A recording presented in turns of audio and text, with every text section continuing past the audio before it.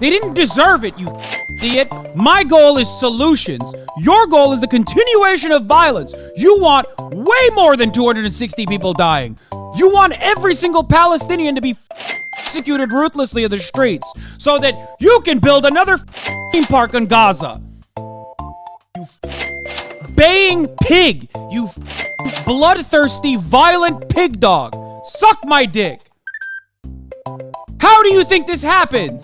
You think it happens out of nowhere? You think these people are just like, oh, we were violent because we want to be violent? You think that's where violence culminates from? Or do you think it's because you have entrapped them, you have bullied them, you have subjugated them, you have humiliated these 2 million people live inside of Gaza. They're not even people in the eyes of Israel. I hate this channel. On October 7th, Hamas and other Palestinian militant groups launched a large-scale invasion of Israel from the Gaza Strip. The invasion caught Israel by surprise, and Hamas was able to get deep into Israelite territory. Now, at the time of this video, more than 1,000 people have been killed by this surprise invasion, and over 150 have been kidnapped. Sure, it's even higher now. Israel retaliated by declaring war and absolutely leveling the Gaza Strip with airstrikes. It's even been reported that during these airstrikes, one of the founding members, Abu Osama, was killed in the Nusrat neighborhood. Many world leaders, of course, condemned the violence, but Joe Biden gave a phony address on the situation. Our critical partners. This is not about party or politics. This is about the security of our world, the security of the United States of America. Really, Joe? Really? Because I remember you fudging up our military's exit out of Afghanistan back in 2021. At the time, Colin P. Clark, the director of policy and research at the Sufan Group, said, "I have full confidence that some of this equipment is going to end up in the hands of Al-Qaeda and other bad actors. It's inevitable. This is not going to just end with the Taliban."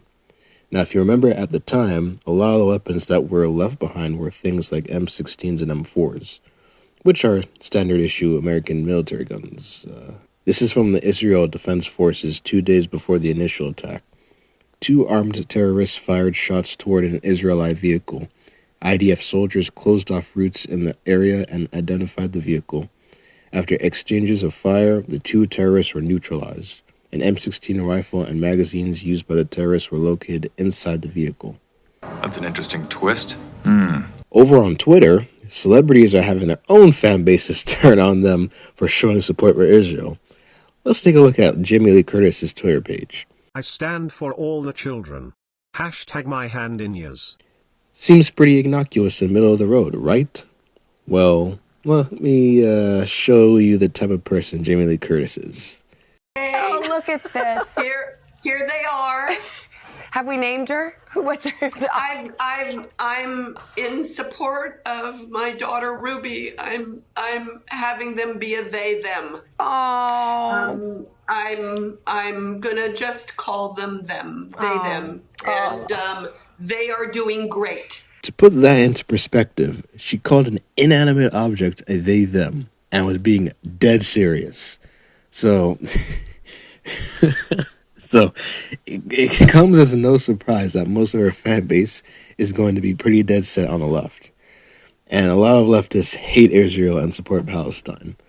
Take a look at the replies to her posts. Then why delete this picture when you found out it wasn't Israeli children? Hashtag two-faced hypocrite. And then the person reposted a deleted picture from Jamie Lee Curtis's Instagram. Palestinian children also need protection, Jamie, not selective commotion. Why did it turn off? Was it because I learned that the children are not Israeli? Everyone needs protection and help. Thank you for your fakeness, Jamie. You're the perfect example of hypocrisy and you don't deserve to be called such a hypocrite. For those that don't know, Korea is a character from One Piece, and Jamie Lee Curtis has said she wanted to play the role for the upcoming season of the Netflix One Piece show.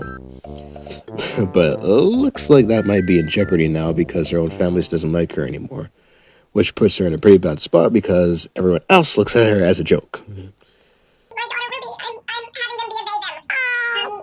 I'm gonna just call them them. They are doing great. Neil Druckmann is also facing a similar struggle. the guy that simps for Anita Sarkeesian, who is a radical feminist and had this to say about the gaming industry. Everything is sexist, everything is racist, everything is homophobic, and you have to point it all out. So as you can see, he too has a left-wing fan base, and he got dogpiled for what he posted on Instagram. I'm not going to read these because you get the gist of how angry some of these people are.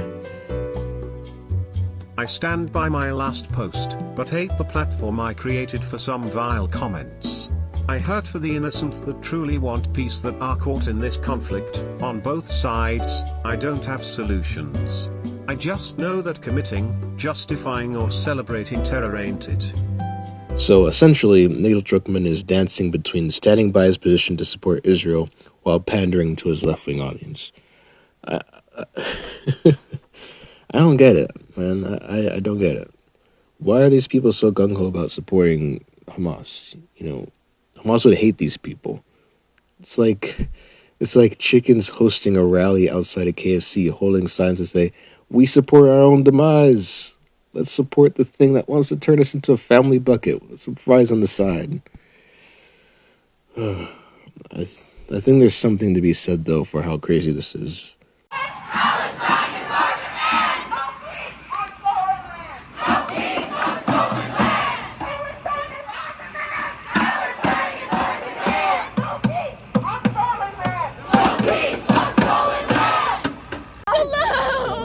They want our people dead.